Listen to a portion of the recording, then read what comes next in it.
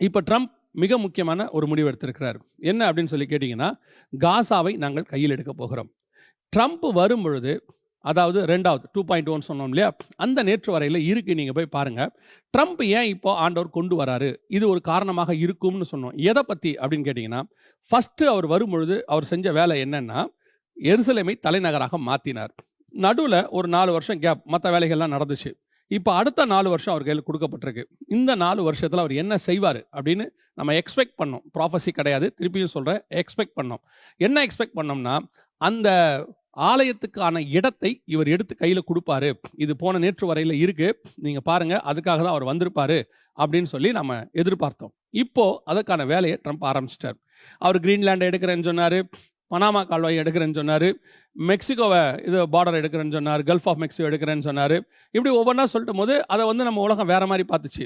அடுத்து அடிச்சாரு, காசாவை நான் கையில் எடுக்க போகிறேன், காசா அமெரிக்கா கண்ட்ரோலுக்கு வரப்போகுது அப்படின்னு. அதோடைய அர்த்தம் என்ன அப்படின்னு கேட்டிங்கன்னா, இவர் முழுவதுமாக அந்த சர்ச்சைக்குரிய இடம் மொத்தத்தையும் அமெரிக்கா கையில் எடுக்க போகுது.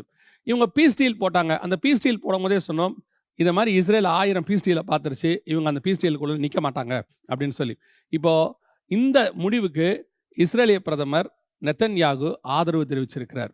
அதே நேரத்தில் இதுக்கு எதிர்ப்பு தெரிவித்த மிக முக்கியமான நாடு யார் பாருங்க, ரஷ்யா தெரிவிச்சிருக்கு. இப்போ இந்த காரியம்தான் வெரி இம்பார்ட்டண்ட்டாக போய் கொண்டிருக்கிறது. இப்போ என்ன நடக்க போகுது அப்படின்னு கேட்டீங்கன்னு சொன்னால், இப்போ ட்ரம்ப் இந்த காரியங்கள்லாம் செஞ்சுட்டே இருக்கும்போது காசாவை தன் கண்ட்ரோல் எடுத்து என்ன பண்ண போறாரு? ஆல்ரெடி அவருடைய அமைச்சர் சொல்றாரு, ட்ரம்ப்புடைய அமைச்சர் சொல்றாரு, இப்போ ட்ரூப்ஸ் எல்லாமே ரெடியாக இருக்கிறாங்க, அந்த பிளான் எங்கள் டேபிள் மேலே இருக்கு, நாங்கள் நினைச்சா உடனடியாக இந்த வேலையை செய்வோம் அப்படின்னு சொல்றாங்க. ஸோ இப்போ நல்லா கவனிச்சு பாருங்க, இந்த இடத்தை அவர்கள் எடுக்கும் பட்சத்தில் என்ன ஆகும்? இவர்கள் முழுவதுமாக அதை கைப்பற்றுவாங்க. அங்கே ஒரு வார் ஸ்டார்ட் ஆகும். அந்த இடத்துல இருக்கிற ஆலயம் இருக்கிற இடத்தை அவர்கள் எடுப்பார்கள். இவ்வளோ செய்கிற ட்ரம்ப் அங்கே இருக்கக்கூடியதான வழிபாட்டு தலத்தை அவர் ரிமூவ் பண்ண மாட்டார்னு என்ன நிச்சயம்? இவ்வளோ இடத்தை எடுக்கிறவர் ஒரு பக்கம் கிரீன்லாண்டை எடுப்பேங்கிறாரு, ஒரு பக்கம் பனாமா கால்வாய் எடுப்பேன்றாரு, இன்னொரு பக்கம் கல்ஃப் ஆஃப் மெக்சிகோன்னு சொல்கிறாரு. இவ்வளோ சொல்கிறவர் அந்த டெம்பிள் மவுண்ட்டை எடுக்க எவ்வளோ நேரம் ஆகும்னு நினைக்கிறீங்க? அந்த இடத்த எடுத்து நான் உங்கள் கையில் கொடுக்குறேன்னு இவர் சொல்லியிருந்தா இஸ்ரேலிய பிரதமர் வேணாம் நான் சொல்ல போகிறாரு. ஸோ இப்போ இவங்க எல்லாருமே ஒரு மிக முக்கியமான மூவ்க்குள்ளே போயிட்டு இருக்கிறாங்க. இந்த மூவ் எங்கே போக போகுது அப்படின்னு கேட்டிங்கன்னு சொன்னால், இந்த 4 வருஷத்தில் அந்த இடத்தை அவர்கள் காலி பண்ணி இஸ்ரேல் கையில் ஒப்படைப்பாங்களோ, அல்லது அமெரிக்கா தன் வசம் வச்சு அங்கே ஆலயம் கட்டுவதற்கான வேலையை செய்யுமோ? கண்டிப்பாக அமெரிக்கா ஆலயம் கட்டாது. அது மட்டும் நிச்சயம். ஆலயத்தை கட்டுற ஆள் வேற ஒருத்தர் இருக்கான். ஸோ இவங்க இப்போ இந்த இடத்தை எடுக்கிற வேலையை மட்டும் செய்யறதுக்கான காரியத்தை செய்ய தொடங்கிட்டாங்க. இந்த சம்பவங்களை வாசிக்கிட்டு இருக்கும் பொழுது, இந்த காரியங்களை எல்லாம் படிச்சுக்கிட்டு இருக்கும்போது, இந்த காசா மக்கள் திரும்பி வராங்க இல்லையா? திருப்பி தங்கள் தேசத்துக்கு அப்படியே அலையா உள்ள வராங்க. இந்த மக்கள் சந்தோஷமா திரும்பி வந்துட்டு இருக்கிறாங்க. அதாவது பார்டர் திறந்துருச்சு, நம்ம இனிமேட்டு நம்ம இடத்துக்கு திரும்பி போறோம், நம்ம திருப்பி பீஸ்ஃபுல்லான லைஃபை நம்ம ஸ்டார்ட் பண்ண போறோன்ற ஒரு எண்ணத்துல வராங்கல்ல. ஆனால் இந்த மக்கள் ஏமாற்றப்படுகிறார்கள். இவர்கள் அப்படி வரவில்லை. இவர்கள் வருவதற்கு பின்னால் ஒரு ஆபத்து இவர்களுக்கு வந்து கொண்டிருக்கிறது. இந்த தீர்க்க தரிசன வசனம் நிறைவேறுவதற்கு நிறைய வாய்ப்பு இருக்கிறது. அந்த வசனத்தை நான் உங்களுக்கு வாசிக்கிறேன் பாருங்க. ஏசாயா தீர்க்க தரிசன புஸ்தகம் 14ஆம் அதிகாரம் 29 முதல் 31 வசனம் நான் வாசிக்கிறேன். Isaiah 14 from 29 to 31. முழு பெலிஸ்தியாவே, இந்த பெலிஸ்தியாவேன்னு தமிழில் இருக்கு, இங்கிலீஷில் பிலிஸ்டியான்னு இருக்கும். இந்த பிலிஸ்டியாங்கிற பேர் எங்கேருந்து வந்துச்சுன்னு கேட்டிங்கன்னு சொன்னால், பிலிஸ்டைன்ஸ், பெலிஸ்தியர்கள் தான் முதல்ல இங்கே இருந்ததாக. அதாவது கானான் தேசத்துக்கு இஸ்ரேல் ஜனங்கள் வரும்போது அங்கே 5 அதிபதிகள் இருந்தார்கள். நியாயாதிபதிகள் புஸ்தகத்தில் அது இருக்கு. வரும்பொழுது அங்கே அந்த 5 அதிபதிகள் யாருன்னா பெலிஸ்தியர்கள், இந்த பிலிஸ்டியன்ஸ் அப்படின்னு சொல்லுவாங்க. இந்த பிலிஸ்டியன்ஸ் அந்த ஊர் தான் இது அப்படிங்கிறத கேள்விப்பட்ட அலெக்சாண்டர் அதை பிடிக்கும் போது அவர் என்ன பண்றாரு? இந்த இடத்துக்கு பாலஸ்தீனாங்கிற பேரை வைக்கிறார். ஸோ இந்த பிலிஸ்டீன் தான் பாலஸ்தீன்.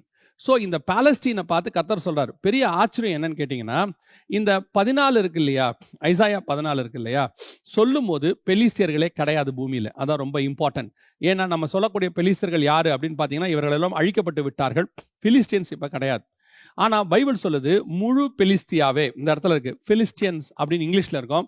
அதை தான் இந்நாட்களில் பாலஸ்தீன் அப்படின்னு சொல்கிறோம். பட் இன்னைக்கு இருக்கிற பாலஸ்தீன்ஸ்க்கும் பைபிளில் சொல்லப்பட்ட அந்த காலத்து பிலிஸ்டியன்ஸ்க்கும் எந்த சம்மந்தம் கிடையாது. இது அந்த பேர் மட்டும் அங்கே இருக்கு. ஸோ அந்த ஊர் பேரை தான் இந்த இடத்துல ஆண்டவர் சொல்கிறாரு.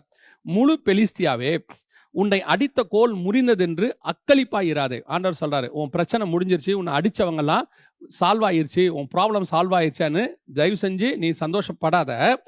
பாம்பின் வேரிலிருந்து கட்டுவிரியன் தோன்றும், அதன் கனி பறக்கிற அக்கினிக்கு சமமாயிருக்கும். தரித்தரின் தலைப்பிள்ளைகள் திருப்தியாய் புசித்து எளியவர்கள் சுகமாய் படுத்திருப்பார்கள். உன் வேரை பஞ்சத்தினாலே சாக பண்ணுவேன், உன்னில் மீதியானவர்களை அவன் கொன்று போடுவான்.